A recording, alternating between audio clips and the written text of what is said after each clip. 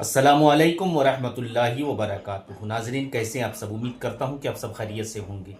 अल्लाह पाक आप सबको सलामत रखे, आप सब की सारी परेशानियों को दूर अता फरमाए। तो नाजरीन, शैतान जो है इंसान को किस तरीके से बहकाता है, क्या क्या कोशिश करता है शैतान इंसान को बहकाने के लिए, तो आज आपको इस वीडियो में सुनने को और जानने को मिलेगा। हज़रत मुफ्ती सलमान अजहरी साहब ने बहुत ही बेहतरीन अंदाज में बताया है कि आखिर शैतान इंसान को किस तरीके से बहकाने की कोशिश करता है। तो मैं चाहता हूं कि एक मर्तबा आप इस वीडियो को ज़रूर सुने। आइए इस बयान को सुनते हैं। मफर कहते हैं भागने की जगह, और मकर कहते हैं ठहरने की जगह। आला हजरत फरमाते हैं हुजूर को छोड़ोगे तो न भागने की जगह है न ठहरने की जगह है, कहां जाओगे? नहीं और कोई मफर मकर। और अगर कोई ये कहता है मैं बहुत पहुंचा हुआ हूं, अल्लाह की बारगाह में मेरा बड़ा मकाम है, कोई अपने आप को वली भी साबित करता हो, या कुछ लोगों ने मिलकर के किसी को वलीउल्लाह बना दिया हो, सब कान खोल करके सुन ले। कोई वली कब बनता है, कोई अल्लाह का वली कैसे मशहूर कर दिया जाता है। लोगों के ढकोसले से कोई वली नहीं बनता, किसी के छल्ले अंगूठियां पहनने से वली नहीं बनता, बालों के लट्ठे बना लेने से वली नहीं बनता, हत्ता कि अगर कोई पानी पे चल के दिखाए तो भी वली नहीं बनता, हवा में उड़ के दिखाए तो भी वली नहीं बनता। मियां ये इतनी बड़ी बड़ी चीजें मैं कह रहा हूं, ये तो कौम पागल है जो सिगरेट पीने वाले और तंबाकू वाले को भी बना लेती है। हकीकत क्या है? अल्लाह के नबी सल्लल्लाहु ताला अलैहि वसल्लम की जात अक़दस से ऐसी वाबस्तगी। अल्लाह का वली कौन होता है? फरमाते हैं इमाम इश्क व मोहब्बत, जो वहां से हो यही आके हो, जो वहां से हो यही आके हो, जो यहां नहीं तो वहां नहीं। जो हुजूर के दरबार का नहीं है तो फिर अल्लाह के दरबार का नहीं हो सकता। जो वहां से हो यही आके हो। अगर हुजूर की शरीयत को छोड़ करके कोई कहता है अल्लाह का वली है, तो वो सबसे बड़ा दज्जाल है, वो झूठा है। सैयदना शेख अब्दुल कादिर जीलानी रदी अल्लाह तआला अन्हु से बढ़कर के कौन पीर है? पीराने पीर गौसुल आजम दस्तगीर, जिनकी करामात पर हम और तुम तो छोड़ो, जो औलिया इकराम के मुतालिक आइन काइन करते हैं वो भी गौसे पाक को वली मानते हैं। हाँ, शेख इब्ने तैमिया अहले हदीस के बहुत बड़े इमाम शेख इब्ने तैमिया ने कहा है कि अगर कसरत से किसी की करामात साबित है तो शेख अब्दुल कादिर जीलानी की। उनके मुतालिक कह रहा हूं, जिनकी विलायत पर सबका इत्तेफाक है, सारे मानते हैं। वो गौसे आजम रदी अल्लाह ताला अन्हु नमाज पढ़ रहे हैं और बादल का एक टुकड़ा आपके ऊपर साया बन गया है। किसी और के ऊपर बन जाए तो फिर पता नहीं वो क्या समझ ले अपने आप को।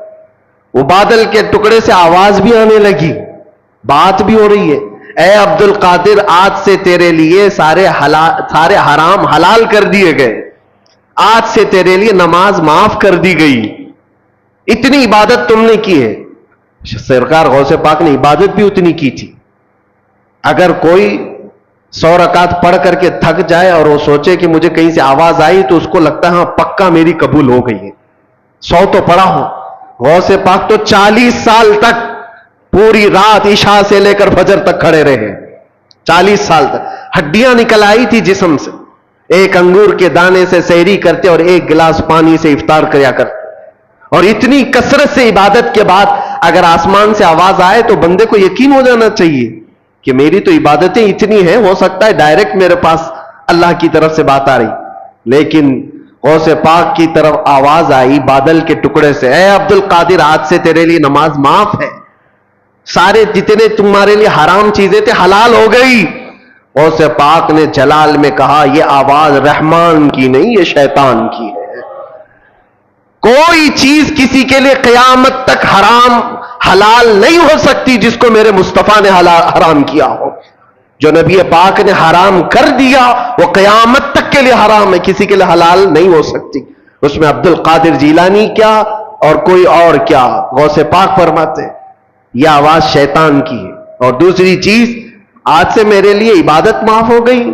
गौसे पाक फरमाते हैं जो सैयदुल अंबिया के लिए नमाज माफ नहीं हुई तो अब्दुल कादिर के लिए कैसे हो सकती। यहां तो बहुत सारे ऐसे ही बैठे हुए हैं, یہاں بیٹھے ہیں اور تصور میں نماز پڑھ رہے ہیں اور دیوانے لوگ بھی ان کے پیچھے بھاگے جا رہے ہیں. سوچو تو صحیح, نبی پاک صلی اللہ علیہ وسلم کو چھوڑ کر کے اگر تم چاہتے ہو, کچھ لوگوں نے ایسے گمراہ کر رکھا ہے لوگوں کو. یاد رکھنا میرے عزیزو, ولایت کی کسوٹی شریعت مصطفیٰ ہے. حضور کو چھوڑ کر کے کوئی ولی نہیں بن سکتا. ولایت وہی ہے جو نبی پاک صلی اللہ تعالی علیہ وسلم کے نقش قدم پر چل رہا ہو. پیر ہو تمہارا, ولی ہو کوئی, ایسے کا دامن آنکھ بند کر کے تھام لینا جو تمہیں آنکھ بند کر کے سیدھے مدینے پہنچا دیتا ہو, حضور کی محبت تمہارے سینے میں ڈالتا ہو. باقی جھولا چھاپ ہے سب, باقی سب چندہ چھاپ ہے. دنیا میں ایسے ڈھکوسلے بہت ہوں گے. شیطان خضر کے لباس میں گھومتا ہو, اس کے پیچھے آنکھ بند کر کے بھاگنا تمہارے لیے بڑا خطرناک ہے. اور سے پاک رضی اللہ تعالیٰ عنہ نے فرمایا, جو عبادت اللہ کے نبی سید الانبیاء کے لیے معاف نہیں ہوئی, میرے لیے کیسے معاف ہو سکتی؟ یہ شیطان کی آواز ہے, یہ شیطان کی آواز ہے. بادل کے ٹکڑے سے شیطان آواز دے سکتا ہے, بادل کے ٹکڑے سے شیطان آواز دے سکتا ہے, تو پھر کسی کی چٹھی نکال کے کیوں نہیں دے سکتا؟ آج کے دور میں لوگ یہ سمجھتے ہیں چٹھی نکالتا ہے بابا اور سب ہمارے راز جانتا ہے. میاں شیطان بہت کچھ کر سکتا ہے. ابھی بڑا دجال جب آئے گا وہ تو بارش بھی برسا کے دکھا سکتا ہے, سبزہ اگا کے بھی دکھا سکتا ہے. حدیث پاک میں وہ بڑا دجال تو مردے کو زندہ کر کے بھی دکھائے گا. لیکن تمہارے ایمان کا امتحان ہوگا. ہر گھڑی تم یہ دیکھو, یہ سارے عجائب دیکھ کر کے پاگل نہ ہو جانا, اپنے نبی کو یاد کرنا. میرا خدا رب العالمین ہے, اللہ رب العزت ہے. اور اب آپ کو میں بتاؤں, غوث پاک رضی اللہ تعالیٰ عنہ پر دوسرا حملہ کیا شیطان نے. کہا عبد القادر اتنا پڑھے لکھے ہو تم, اتنا پڑھے لکھے ہو, اگر اتنا پڑھے لکھے نہیں ہوتے تو آج تو میں تم کو گمراہ کر دیتا. آج جو میں نے کہا ہے, اب شیطان اپنی اصلیت پہ آیا. آواز جو آ رہی تھی بادل کے ٹکڑے سے کہ تمہارے لیے عبادت معاف ہے, تمہارے لیے حرام حلال ہے, غوث پاک نے جب جواب دیا تو شیطان کہتا ہے بہت پڑھے لکھے ہو تم, اور اتنا پڑھے لکھے ہو کہ آج تمہارے علم نے بچا لیا تمہیں, ورنہ گمراہ ہو جاتے آج. غوث پاک نے فرمایا ابلیس تو مجھے دوبارہ گمراہ کر رہا ہے, مجھے میرے علم نے نہیں میرے خدا کے فضل نے بچایا. علم تو تیرے پاس بھی تھا, علم تو تیرے پاس اتنا تھا کہ فرشتوں کو پڑھایا کرتا, لیکن تو بچ نہ سکا. اس لیے میرے عزیزوں, ہر گھڑی اس کا وار ہے شیطان کا, ابلیس کا ہمارے اوپر. لیکن کسوٹی ایک ہی اپنی زندگی پر رکھو کہ نبی پاک صلی اللہ تعالیٰ علیہ وسلم کی ذات کے لیے ایسی کسوٹی رکھو کہ ہمارے بزرگوں نے جو ہمیں تعلیم دی ہے, نبی سے ہو جو بیگانہ اسے دل سے جدا کر دے, نبی سے ہو جو بیگانہ اسے دل سے جدا کر دے, پدر مادر برادر جان و مال ان پر پھرا کر دے. یہ ہماری کسوٹی ہو, یہ ہماری زندگی کا معیار ہو. اور بعض لوگ یہ سمجھتے ہیں کہ ہم تو نبی پاک صلی اللہ علیہ وسلم سے بے انتہا محبت کرتے ہیں, اور تھوڑا بھی اگر کوئی دوسری جماعت کا دکھتا ہے جس کے دل میں حضور صلی اللہ تعالیٰ علیہ وسلم سے بغض لگتی ہے تو ہم تو اس سے دور رہتے ہیں. صرف اتنا ہی نہیں ہے, نبی سے ہو جو بیگانہ کا مطلب کیا ہے؟ جو شریعت چھوڑ کر کے بھاگ رہا ہے وہ نبی سے بیگانہ ہی تو ہے. حضور پاک صلی اللہ تعالیٰ علیہ وسلم سے اپنا دامن چھڑانے کی بات کرتا ہے, وہ نبی سے بیگانہ ہے. ایسے کو نہ تم اپنا دوست بناؤ, نہ اپنوں کے صحبت میں اس کو رکھو, اس لیے کہ قیامت کے دن جب پکڑ ہوگی, بروں کی صحبت کی وجہ سے بہت سارے ایسے ہوں گے جو جہنم میں جا رہے ہوں گے. صرف کیوں؟ ان کی دوستی خراب تھی, دوستی برے لوگوں سے تھی. عزیزان گرامی وقار, میں بات کل ملا کر کے یہی عرض کرنا چاہتا ہوں, وہ جو نہ ہو تو کچھ نہ ہو.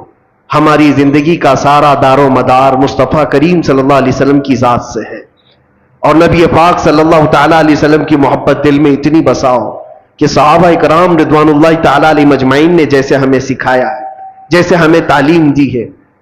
آپ کو پتا ہے, دو چیزیں میں آپ کو بتا دوں گا معیار کیا ہونا چاہیے. دو چیزیں ہیں. ایک صحابی حضرت انس بن نزیر رضی اللہ تعالیٰ عنہ, حضور پاک صلی اللہ تعالیٰ علیہ وسلم کے رازدار صحابہ میں سے ایک ہیں. راز کی باتیں حضور اکرم صلی اللہ علیہ وسلم ان کے ساتھ شیئر کیا کرتے ہیں. یہ وہی صحابی ہیں جو جنگ احد میں ایسے شہید ہوئے کہ ان کی شہادت کی انگلی کے علاوہ ان کے جسم کا کوئی حصہ ہی نہیں ملا، کوئی حصہ نہیں ملا، صرف شہادت کی ایک انگلی ان کی کٹی ہوئی ملی، جس سے ان کی بہن نے دیکھ کر کے پہچانا کہ یہ میرا بھائی انس ہے۔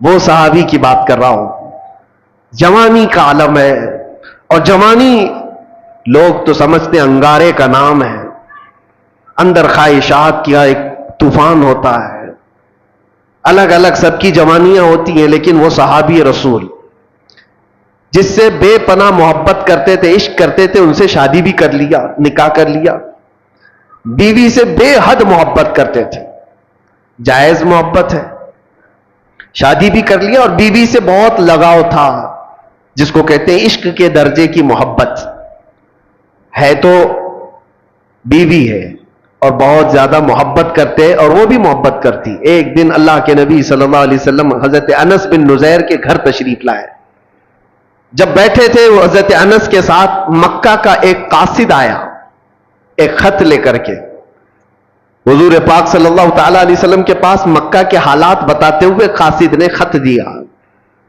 حضور صلی اللہ علیہ وسلم نے انس بن نزیر سے کہا پڑھو خط میں کیا ہے، سناؤ۔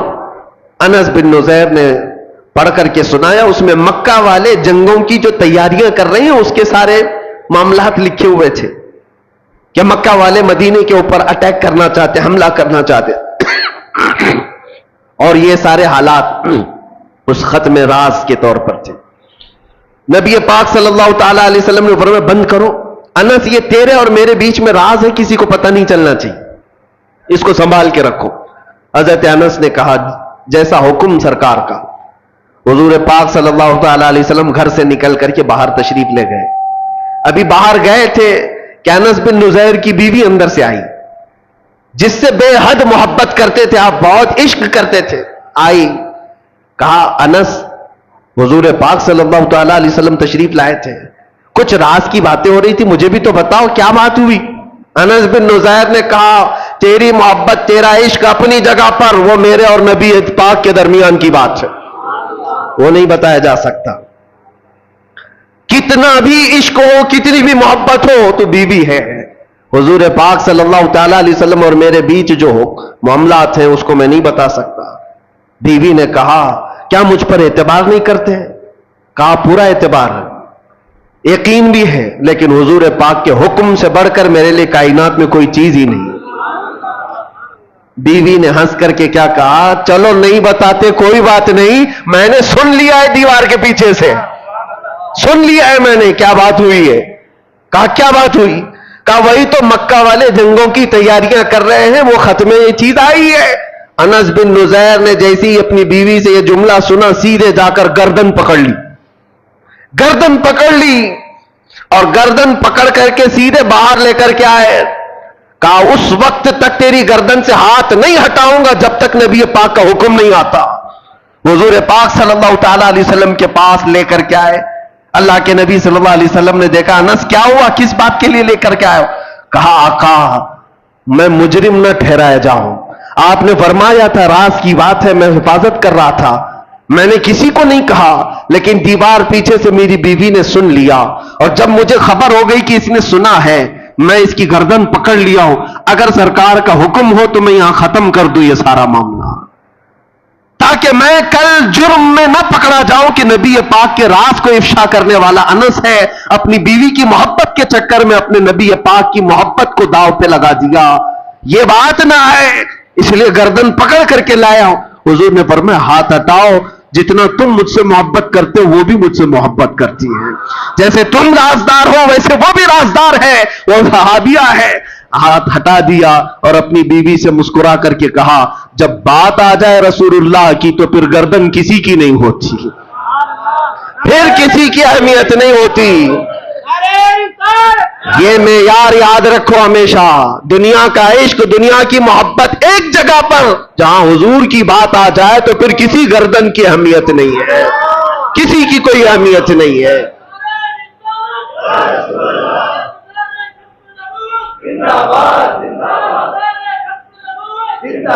یہی معیار صحابہ نے ہمیں دیا تھا، یہی معیار، اور آج جو چیزیں ہمیں روک لیتی ہیں میرے عزیزو یہ ہمارا کمفرٹ جینے کا شوق، ہمارا آرام سے رہنے کا شوق ہمیں بہت ساری قربانیوں سے پیچھے لے جاتا ہے. کیوں نہیں بات کرتے آج کوئی حضور پاک صلی اللہ تعالی علیہ وسلم پر اگر کتے بھونکتے ہو، کوئی خاموش بیٹھتا ہے یا کوئی خاموشی سے سنتا ہے تو صرف اس کے پاس ایک مجبوری ہے، بولوں گا تو میرے بیوی بچوں کا کیا ہوگا، میرے گھر بار کا کیا ہوگا، میرے جائیداد کا کیا ہوگا. میں پوچھتا ہوں کیا وہ صحابہ کے بیوی بچے نہیں تھے، ان کی جائیدادیں نہیں تھی، ان کے گھر بار نہیں تھے؟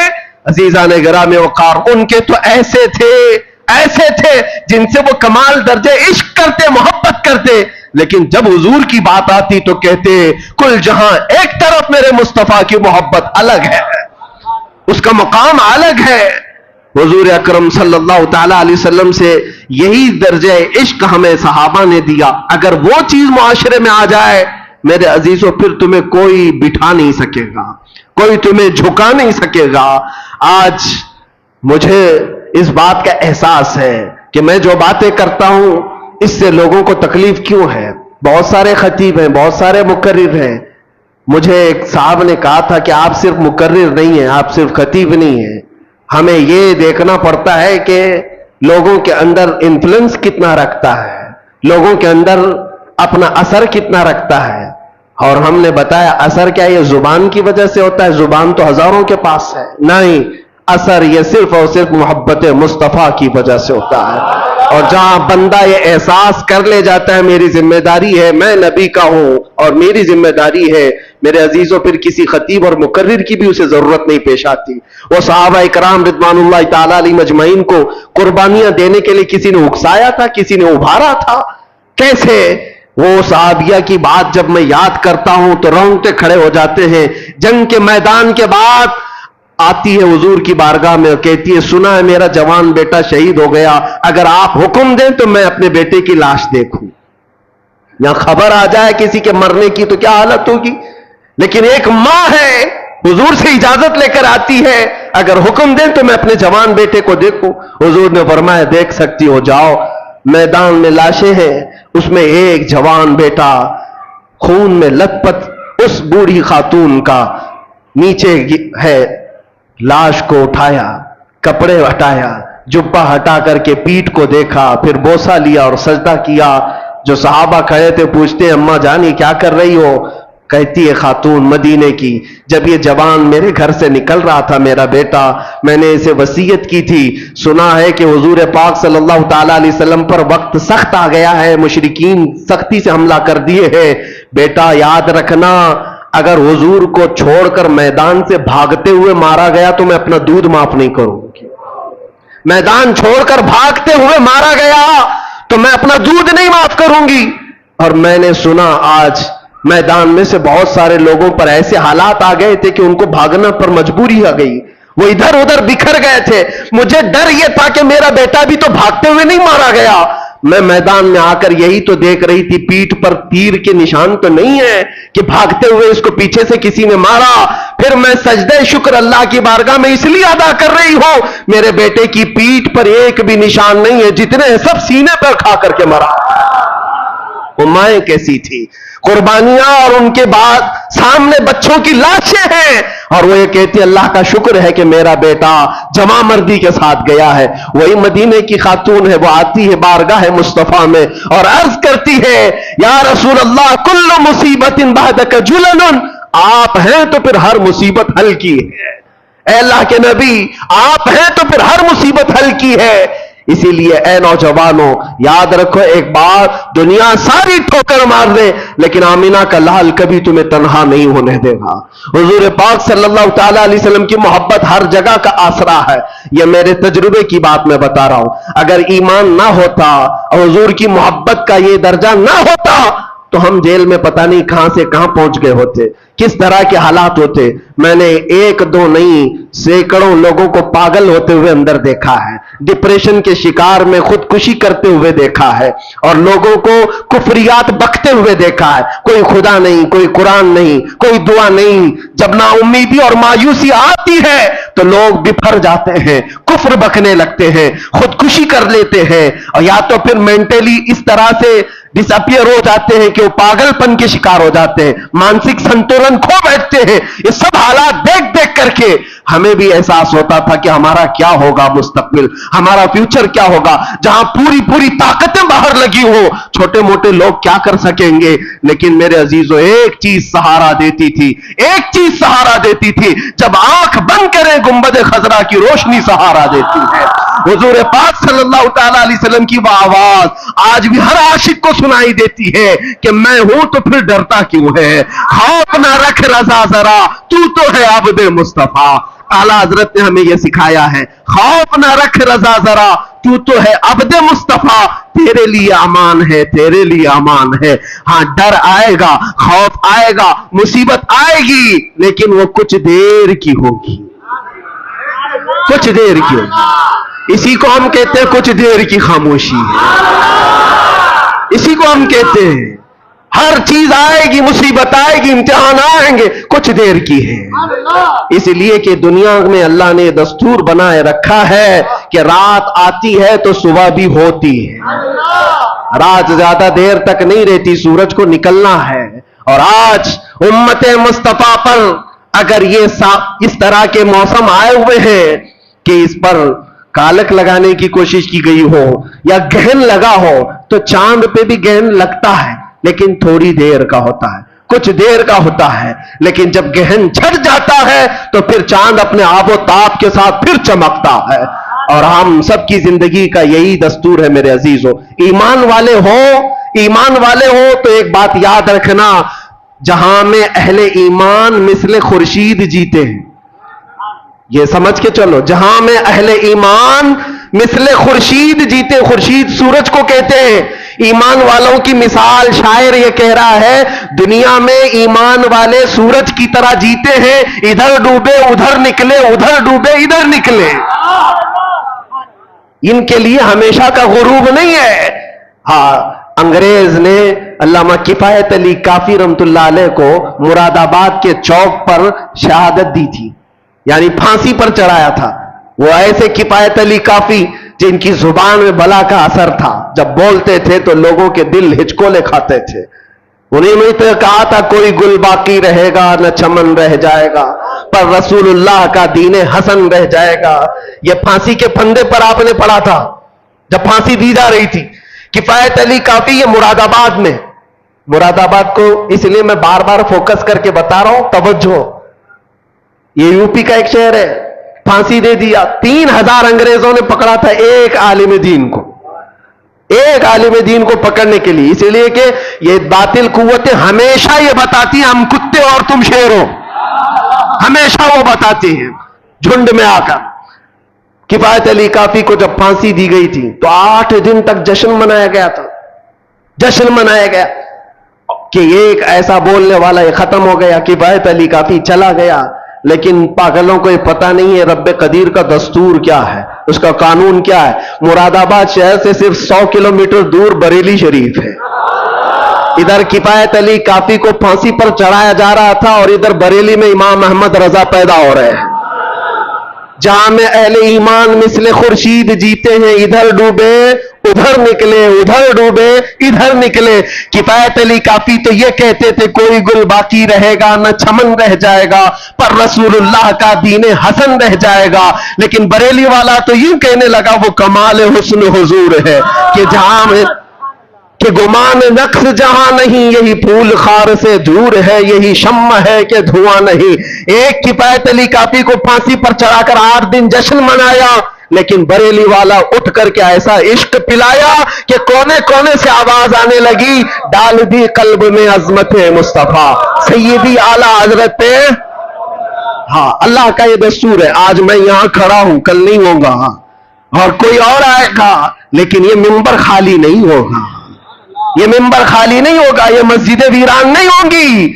मैं इसी मस्जिद का इमाम, मैं इसी मिंबर का एक खतीब रहा, لیکن میرے بعد لوگ آتے گئے جاتے گئے, کیا کسی دن نماز بند ہوئی؟ کیا کسی دن خطبہ ختم ہو گیا؟ ہم تو ذریعہ ہیں, اللہ تبارک و تعالی ہمیں یہاں پر وقت مقررہ کے لیے رکھتا ہے. اسی طرح سے ہمارے بعد بھی آئیں گے, لیکن یاد رکھنا اللہ کا وعدہ ہے کہ لوگ اپنے منہ کے پھنکوں سے چراغ خدا کو بجھانا چاہتے ہیں, اور اللہ صبح قیامت تک اس چراغ کو روشن رکھے گا. لیکن ہم سب کی اور آپ کی ذمہ داری یہ ہے, ایسے جتنے بھی آئے ٹوپی پگڑی جبہ دیکھ کر کے نہیں پہچاننا, کبھی بھی نہیں. ہمارا معیار, ہماری کسوٹی یہ سارے لباس نہیں ہے, چال چلن نہیں ہے, چلت پھرت نہیں ہے, زبان نہیں ہے. ہماری کسوٹی صرف اور صرف ایک ہے, کسی کے اندر جھانک کر کے بھی دیکھو, گھس کر کے بھی دیکھو, ایک چیز ملنا چاہیے, وہ جو نہ ہو تو کچھ نہ ہو. وہ یہی کہنے والا حضور کے بغیر کچھ نہ ہو, اس کے اندر اتنی محبت اور اتنا عشق ہو تو پھر وہ کسی کسان کا بھی بیٹا ہو, ہمارے سر کا تاج ہے, وہ ہمارا امام ہے. عزیزان گرامی وقار, اسی کو میں خلاصہ کلام کے ساتھ آج یہ عرض کرنا چاہوں گا کہ اپنے حالات کو بھی بدلو. دنیا تمہارے انتظار میں ہے, دنیا تمہارے انتظار میں. تم نے اپنے اوقات کو کس چیز میں برباد کر رکھا ہے؟ سوشل میڈیا پر 18 گھنٹے برباد کرنے والے لوگ, نوجوانوں کی. آپ کے پاس موبائل ہے, اس میں دیکھ لو کبھی کبھار کہ کتنے گھنٹے آپ نے یوٹیوب یوز کیا ہے, کتنے گھنٹے انسٹا یوز کیا ہے, واٹس ایپ کتنے گھنٹے یوز کیا ہے. موبائل میں یہ ریکارڈ موجود ہوتا ہے, روزانہ کا ایک کیلکولیشن لے کر کے بیٹھو, اور اس کے بعد پھر اللہ کریم کی بارگاہ میں یہ سوچو کہ کل رب ذوالجلال کی بارگاہ میں حضور پاک صلی اللہ تعالی علیہ وسلم کے سامنے مجھ سے یہ سوال کیا جائے کہ تو اتنے گھنٹے اس موبائل کو اٹھاتا تھا, 1 منٹ 2 منٹ 3 منٹ بھی قرآن اٹھایا تھا دن بھر میں؟ کیوں نہیں اٹھایا؟ قرآن پاک کو فقط پکڑ کے تو دیکھا, مہینے گزر گئے, اٹھایا ہی نہیں ہے, چھوا بھی نہیں ہے. کیوں نہیں میرے عزیزو؟ جب ہم یہ ناانصافی اپنے ساتھ کر رہے ہیں, خود اپنے ساتھ, تو پھر کسی اور کی ظلم کی کیا شکایت کرنی ہے؟ کسی اور کے کیا واویلے مچانے ہیں؟ اپنے آپ کو بدلو. دنیا آج بھی تمہارے انتظار میں ہے کہ کہاں ہے وہ نبی پاک کا غلام جو نکلتا تھا تو اس کے چلنے کے انداز سے ہی مدینے کی خوشبو آیا کرتی تھی. آج میں چاہتا ہوں ہر جوان آ جائے, حضور پاک کی محبت کا واسطہ دیتا ہوں, حضور پاک کی محبت کا واسطہ دیتا ہوں کہ ہر نشہ کو چھوڑ دو, ہر برائی کو چھوڑ دو. وقت بہت کم رہ گیا ہے تمہاری زندگی میں بھی اور تمہاری نسلوں کے لیے بھی, اور امت پر جو حالات آ جائے, اسلام پر جو حالات آئے, بہت شارٹ پیریڈ ہے, بہت تھوڑا سا وقت ہے, کچھ کر جاؤ, کچھ اپنے آپ کو بدل ڈاؤ. تو ناظرین کرام, ابھی آپ نے پورا بیان سنا, اور یہ بیان آپ کو کیسا لگا اپنی رائے کومنٹ سے میں ضرور دیں, اور اس ویڈیو کو صدقہ جاریہ سمجھ کر لوگوں تک شیئر کریں. السلام علیکم ورحمۃ اللہ وبرکاتہ.